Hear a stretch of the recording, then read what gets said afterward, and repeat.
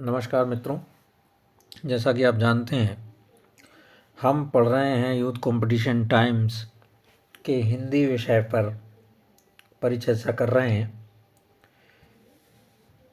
यह एक प्रश्न बैंक है जो सहायता करती है net, DSSB, UP PGT, MP PGT, TGT और पीएससी की जो असिस्टेंट प्रोफेसर परीक्षाएं हैं उसमें सहायता करती है। अभी दूसरी इकाई चल रही है जिसके 256 प्रश्न हम पढ़ चुके हैं।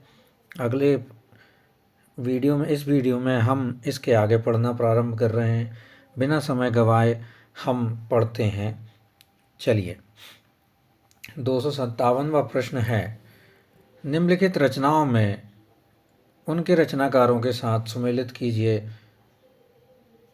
सही जोड़ी बनाइए। इसका अर्थ ये है, कुमारपाल प्रतिबोध जो है वो है सोमप्रभ सूरी की रचना। प्रबंध चिंतामणि जो है मेरुतुंग की रचना है।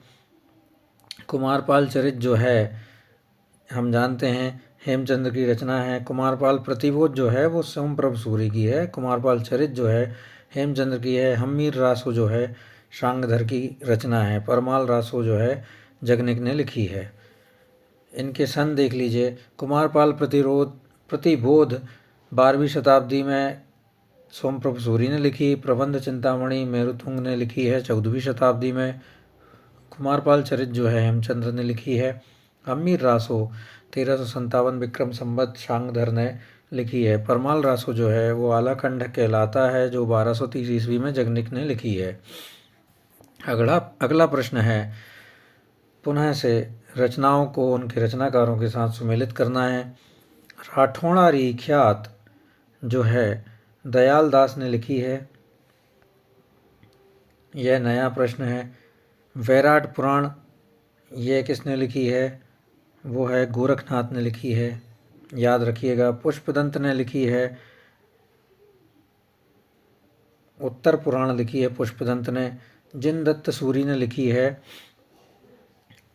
उपदेश रसायन रास, क्षमा कीजिए, उपदेश रसायन रास। और शांगधर तो आप जानते ही हैं, शांगधर पद्धति शांगधर ने ही लिखी है, लेकिन इसमें विकल्प नहीं दिया है। राठौड़ारी ख्यात आपको दयालदास ने लिखा है। वैराट पुराण जो लिखा है गोरखनाथ ने लिखा है। पुष्पदंत ने लिखा है उत्तर पुराण। और जिनदत्त सूरी ने उपदेश रसायन रास 1114 ईस्वी में। अगला प्रश्न है, सिद्धों की साधना में शून्य का पूरक तत्व था ज्ञान। सिद्धों की साधना में शून्य का पूरक तत्व ज्ञान था। वज्रयानियों के अनुसार पानी में नमक मिलने की तरह साधक शून्य में विलीन होकर महासुख की दशा को प्राप्त करता है।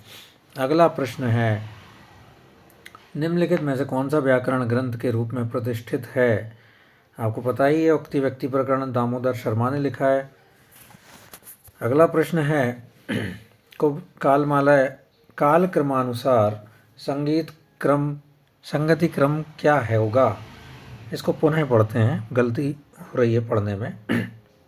काल क्रमानुसार संगति क्रम क्या होगा? सबसे पहले कुबलय माला ग्रंथ जो था उद्यतन सूरी ने लिखा है 9वीं शताब्दी में। फिर उसके बाद 10वीं शताब्दी में रावलवेल लिखा गया है, क्षमा कीजिए 11वीं शताब्दी में। उक्ति व्यक्ति प्रकरण जो लिखा गया है वो 12वीं शताब्दी में है। और कीर्ति लता 14वीं शताब्दी में है। अगला प्रश्न है, कालक्रम की दृष्टि से सबसे पुराने कवि कौन से हैं? कालक्रम की दृष्टि से 14वीं शताब्दी के जो हमारे विद्यापति हैं वो सबसे पुराने कवि हैं। उनके बाद सूरदास आए थे 1478 से 1513 ईस्वी तक। तुलसीदास उसके बाद आए 1532 से 1623। फिर बिहारी आए 1595 से 1663 ईस्वी तक। निम्नलिखित में से कौन सा नाम नाथपंथी साधकों में शामिल नहीं है? कणप्पा साहब जो थे सिद्ध साहित्य के कर्ता धर्ता थे, सिद्ध साधु थे। जलंधर तो थे ही भरथरी भी। और चुणकर नाथ जो थे वो नाथपंथी थे। तो उत्तर हुआ कणप्पा। नाथ संप्रदाय के प्रवर्तक मत्स्येंद्र नाथ एवं गोरखनाथ थे। शिव के उपासक नाथों की संख्या 9 थी, जिसमें गोरखनाथ, मत्स्येंद्रनाथ, जलंधरनाथ, चौरंगीनाथ, गोपीचंद्र, भर्तहरि, चणकरनाथ, गजेंद्रीपाव आदि ने नाथ साहित्य का विकास किया है। कण्हपा आदिकालीन सिद्ध कवि हैं। सिद्धों की संख्या 84 मानी जाती है। गोरखवाणी नामक पुस्तक के संपादक हैं पीताम्बर दत्त बड़थवाल। प्रस्तुत पुस्तक का प्रकाशन हिंदी साहित्य सम्मेलन प्रयाग से हुआ है। इसमें 14 ग्रंथों को प्रमाणिक मानकर उनका वर्णन किया गया है। अगला प्रश्न है, किस ग्रंथ में चंद्रवरदाई को छप्पयों का राजा कहा जाता है? शिव सिंह सरोज में कहा है, जिसकी रचना शिव सिंह सेंगर ने की थी। वीर रस के साथ साथ चंद्रवरदाई नक्षिक वर्णन, श्रृंगार के वर्णन में भी कुशल थे। इसी आधार पर शिव सिंह सरोज ने उन्हें छप्पयों का राजा कहा है। अगला प्रश्न है, आदिकालीन काव्य ग्रंथों में कथा कहने की परंपरा को लक्ष्य करके पृथ्वीराज रासो के संदर्भ में किस आलोचक ने लिखा है? कथा की परीक्षा इतिहास की दृष्टि से नहीं, काव्य की दृष्टि से होनी चाहिए। पुरानी कथाएं काव्य ही अधिक हैं, इतिहास वे एकदम नहीं हैं। फिर से पढ़ें इस प्रश्न को और समझें। आदिकालीन काव्य ग्रंथों में कथा कहने की परंपरा को लक्ष्य करके पृथ्वीराज रासो के संदर्भ में किस आलोचक ने लिखा है? कथा की परीक्षा इतिहास की दृष्टि से नहीं, काव्य की दृष्टि से होनी चाहिए। पुरानी कथाएं काव्य ही अधिक हैं, इतिहास वे एकदम नहीं हैं। इसका उत्तर है हजारी प्रसाद द्विवेदी। हजारी प्रसाद द्विवेदी के ग्रंथ हैं हिंदी साहित्य की भूमिका 1940। राहुल सांकृत्यायन ने कहा है, अपना ग्रंथ लिखा है काव्यधारा, हिंदी काव्यधारा 1944 में लिखा है। विश्वनाथ प्रसाद मिश्र ने साहित्यताज ग्रंथ जो लिखा है हिंदी साहित्य का अतीत 2 भागों में लिखा है। अगला प्रश्न है, निम्नांकित में से सिद्ध साहित्य के विषय में कौन सा कथन सत्य नहीं है? सिद्ध साहित्य का झुकाव सहज साधना की ओर था। सिद्ध साहित्य के प्रथम कवि सरहपा हैं, ये तो हमें पता ही है। सिद्ध साहित्य की रचना चर्या पदों और दोहों में हुई है, बिल्कुल सही है। सहज साधना की ओर था उनका, तो ये भी सही है। सही कौन सा नहीं है? यह है पिंगल भाषा में हुआ, जबकि उनकी भाषा संधा भाषा थी, यह आपको पता ही है। सिद्ध साहित्य का प्रणयन पिंगल भाषा में हुआ, यह संबंध में सिद्धों के संबंध में यह कथन गलत है। सहज यानियों की भाषा संध्या भाषा है। सिद्ध साहित्य का प्रणयन मागधी अवट्ट में हुआ है। 7वीं शताब्दी ईस्वी के सिद्ध कवि सरहपाद को हिंदी का प्रथम कवि माना जाता है। सरहपाद की प्रसिद्ध रचना दोहा कोश है। सिद्ध कवियों ने सहज साधना, गुरु सेवा का गान किया है। पंडित राहुल सांकृत्यायन ने 84 सिद्ध कवियों का उल्लेख किया है। अगला प्रश्न है, कौल ज्ञान निर्णय के रचयिता कौन हैं? कौल ज्ञान निर्णय के रचयिता मत्स्येंद्रनाथ हैं। इस पुस्तक का संपादन प्रबोध चंद बागची ने किया है। अगला प्रश्न है, निम्नलिखित में से अपभ्रंश प्रभावित हिंदी रचना कौन सी है? इसका उत्तर है भरतेश्वर बाहुबली रास। भरतेश्वर बाहुबली रास जैन कवि शालिभद्र सूरी द्वारा रचित है। यह हिंदी काव्य रचना आदिकालीन अपभ्रंश प्रभावित रचना है। आदिकालीन अपभ्रंश प्रभावित रचना है। इस ग्रंथ में भरतेश्वर और बाहुबली के चरित्र का वर्णन है। गणपति चंद्र गुप्त द्वारा अपने ग्रंथ हिंदी साहित्य का वैज्ञानिक इतिहास में शालिभद्र सूरी को हिंदी का प्रथम कवि तथा उनकी कृति भरतेश्वर बाहुबली रास को हिंदी का प्रथम रचना माना गया है। चारण साहित्य किस साहित्य का दूसरा नाम है? रासो साहित्य का दूसरा नाम है। पृथ्वीराज रासो खुमाण, रासो बीसल देव, रासो परमाल, रासो विजयपाल, रासो आदि रासो ग्रंथ हैं, जिन्हें चारण ग्रंथ भी कहा जाता है। आदिकाल को सिद्ध सामंत युग किसने कहा है? हमारे पंडित राहुल सांकृत्यायन ने कहा है। वीरगाथा काल रामचंद्र शुक्ल ने कहा है। संधि काल और चारण काल रामकुमार वर्मा ने कहा है। और चारण काल अकेला जॉर्ज ग्रियर्सन ने कहा है। आदिकालीन हिंदी काव्यधारा में उपलब्ध नहीं है। सिख साहित्य उपलब्ध नहीं है। सिख साहित्य आदिकालीन हिंदी काव्यधारा में उपलब्ध नहीं है। जैन भी है, सिद्ध भी है और नाथ भी है। अगला प्रश्न है, आदिकालीन साहित्य का प्रमुख रस कौन सा है? सबको पता है, वीर रस है। आदिकालीन रासों काव्य ग्रंथों की वीर रसात्मक रचना प्रवृत्तियों के आधार पर आचार्य रामचंद्र शुक्ल ने आदिकाल को वीर गाथा काल की संज्ञा भी दी है। वीर रस के अंतर्गत आदिकालीन रचनाओं में श्रृंगार रस का वर्णन है। अगला प्रश्न है, अपभ्रंश का वाल्मीकि किसे कहा जाता है? सबको पता है, स्वयंभू को कहा जाता है। धनपाल ने भविष्यत कहा लिखी है। जैन कवि स्वयंभू को अपभ्रंश का वाल्मीकि कहा जाता है। 8वीं शताब्दी के आदिकाल कवि स्वयंभू पौमचर्यु, पद्मचरित, ऋट्ठनेमिचर्यु, अरिष्टनेमि चरित, हरिवंश पुराण तथा स्वयंभू छंद के ग्रंथों की रचना की है। पौमचर्यु में राम की कथा है, अरिष्टनेमि में, हरिवंश पुराण में कृष्ण है। अपभ्रंश के वाल्मीकि स्वयंभू ने अपनी रामायण पौमचर्यु में केवल 5 कांड रखे। उनका नाम वाल्मीकि रामायण से मिलता है। इन्होंने बालकांड का नाम विद्याधर कांड रखा है। अरण्य एवं किष्किंधा कांड को इन्होंने नहीं रखा। 10वीं शती के अन्य जैन कवि पुष्पदंत को अपभ्रंश का कवि कहा जाता है। एक अन्य जैन कवि धनपाल ने भविष्यत कहा नामक प्रसिद्ध कृति की रचना की है। पुष्पदंत को अपभ्रंश का भवभूति कहा जाता है, याद रखिएगा। किस विद्वान ने हिंदी साहित्य के प्रारंभिक काल को वीरगाथा काल नाम दिया है?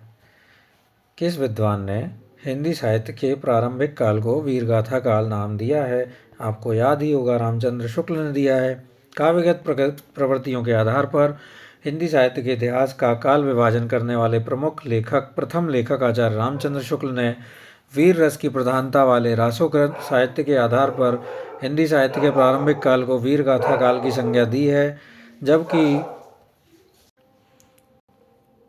राहुल संकृत्यायन ने इसे सिद्ध सामंत काल तथा डॉक्टर रामकुमार वर्मा ने चारण काल और संधि काल कहा है। राजाश्रित कवि फुटकर दोहों को त्याग कर पराक्रम पूर्ण चरितों या गाथाओं का वर्णन करने लगे। यही प्रबंध परंपरा रासों के नाम से जानी जाती है,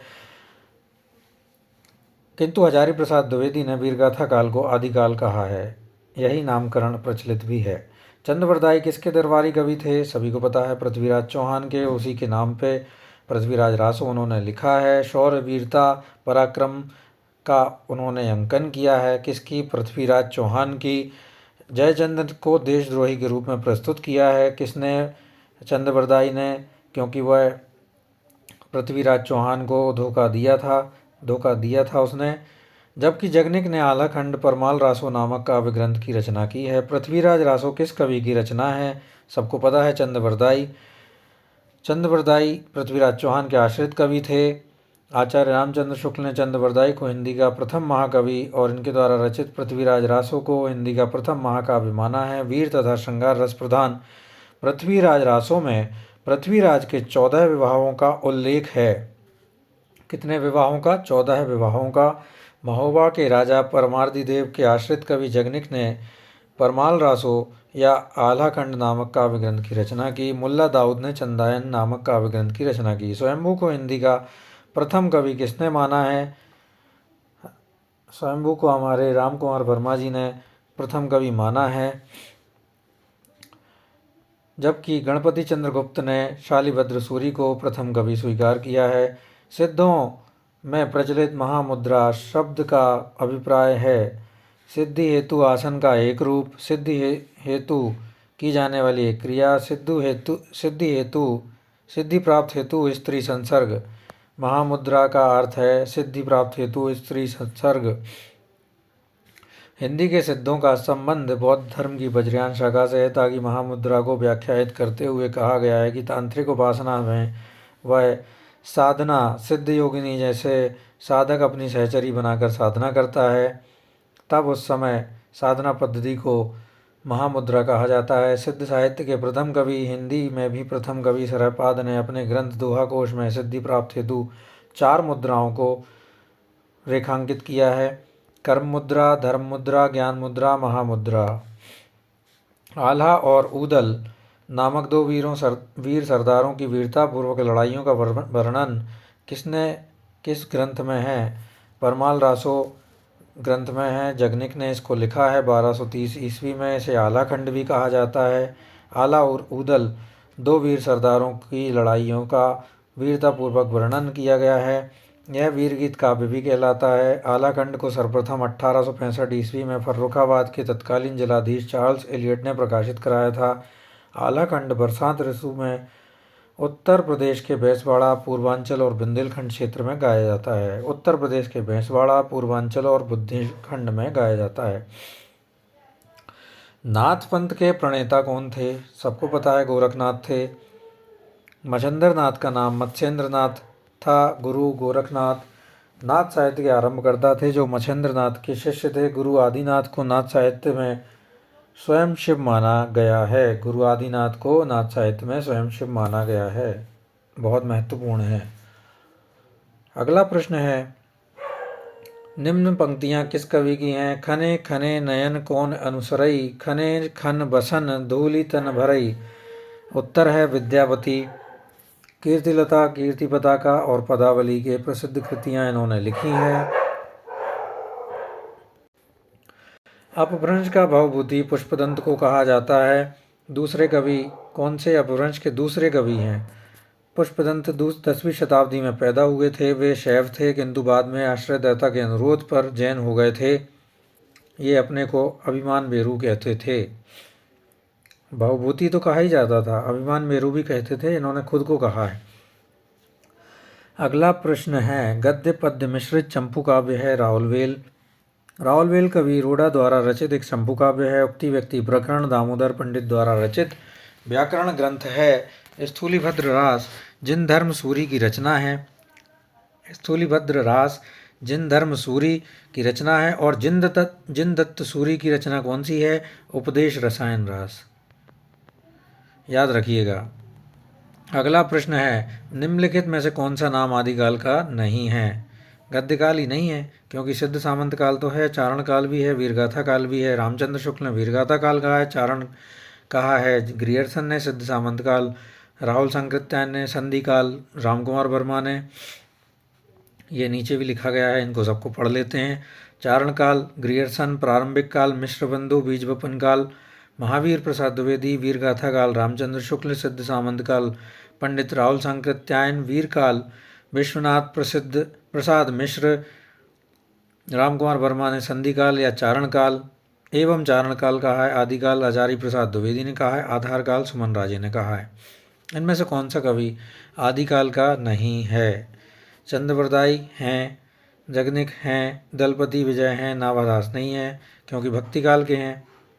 राम भक्ति शाखा के कवि हैं। नावादास गोस्वामी तुलसीदास के समकालीन कवि हैं। चंद्रवरदाई, जगनिक, दलपति विजय आदि तीनों आदिकाल रासो साहित्य काव्य परंपरा के कवि हैं। रासो साहित्य का विवरण वीरगाथा काल के अंतर्गत आता है। अगला प्रश्न है, इनमें से कौन सी रचना आदिकाल की है? सूरसागर नहीं है, विद्यापति पदावली है, बीजक नहीं है, ब्रह्मर गीत भी नहीं है।